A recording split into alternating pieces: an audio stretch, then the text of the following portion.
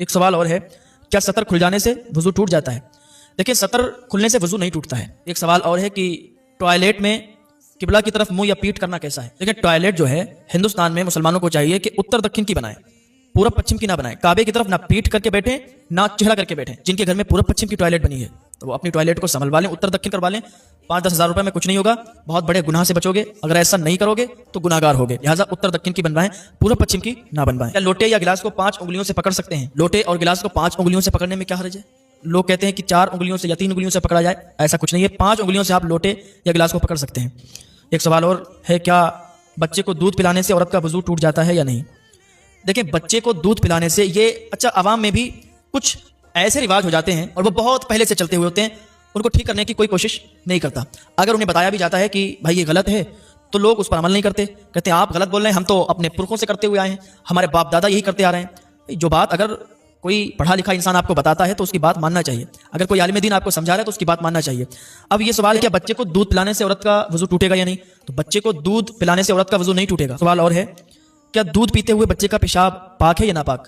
تو دیکھیں، پیشاب دودھ پیتے ہوئے بچے کا ہو یا بوڑھے کا ہو یا جوان کا ہو، ناپاک ہوتا ہے، ٹھیک ہے، پیشاب پاک نہیں ہوتا۔ کیا انسان پیشاب کرنے سے ناپاک ہو جاتا ہے یا نہیں؟ دیکھیں، یہ ایک مسئلہ ہے، کسی نے پیشاب کیا، اب نہ تو پانی تھا نہ تو ڈھیلا تھا، تو اب بتائیں کیا پاک ہوگا یا ناپاک؟ تو اکثر لوگ جو پڑھے لکھے نہیں ہیں تو وہ یہی کہیں گے کہ ناپاک ہو جائے گا انسان، لیکن نہیں، یہ مسئلہ شاید آپ پہلے سن چکے ہوں یا نہ سنا ہو تو آج سنیں۔ اگر کسی نے پیشاب کر لیا، پانی یا کوئی ڈھیلا نہیں ملا، تب بھی وہ ناپاک نہیں ہوگا۔ جو بھی پیشاب کی چیٹیں، پیشاب کے قطرے اگر کپڑے پر لگ گئے تو کپڑا ناپاک ہوگا، انسان ناپاک نہیں ہوگا۔ انسان ناپاک ہوتا ہے جس سے احتلام وغیرہ ہو جائے یا ہم استری وغیرہ کرتا ہے تو اس چیز سے انسان ناپاک ہوتا ہے، لیکن پیشاب کر کے اگر اس نے استنجا نہیں کیا، پانی ڈھیلا نہیں تھا، تب ناپاک نہیں ہوگا۔ لیکن اگر کپڑے پر پیشاب لگ گئی تو اتنا کپڑا ناپاک ہو جائے گا، وہ کپڑا دھل کے وہ نماز پڑھ سکتا ہے۔ کیا جھپکی لگنے سے وضو ٹوٹتا ہے؟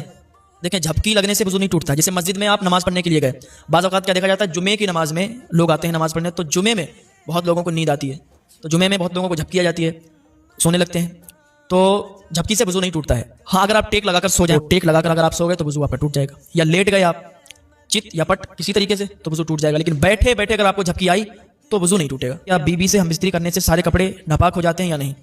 بیوی سے ہم بستری کرنے میں سارے کپڑے ناپاک نہیں ہوتے ہیں، جتنی جگہ پر اگر نجاست لگی ہے اتنے کپڑے ناپاک ہوں گے۔ اور سوال ہے کہ اگر نماز میں انگوٹھا اپنی جگہ سے تھوڑا سرک جائے تو کیا نماز ہو جائے گی یا ٹوٹ جائے گی؟ عوام میں یہ جہالت پتہ نہیں کس نے پھیلائی، لوگ کہتے ہیں کہ نماز پڑھو تو جو انگوٹھا ہے سیدھے پیر کا وہ بالکل جمع رہنا چاہیے، اگر وہ ہٹ گیا تو نماز ٹوٹ جائے گی۔ یہ جہالت ہے، ایسا کچھ نہیں ہے، اگر آپ کا انگوٹھا ہٹ بھی جائے تو نماز میں کوئی فرق نہیں پڑے گا، نماز ہو جائے گی۔ کیا نمازی کے آگے سے ہٹ سکتے ہیں؟ کہ ایک انسان نماز پڑھ رہا ہے اور ایک انسان اس سے اگلی والی صف میں بیٹھا ہوا ہے، اب پیچھے والا تو نماز پڑھ رہا ہے اور آگے جو بیٹھا ہوا ہے اس کی نماز مکمل ہو گئی، اب وہ وہاں سے ہٹنا چاہتا ہے۔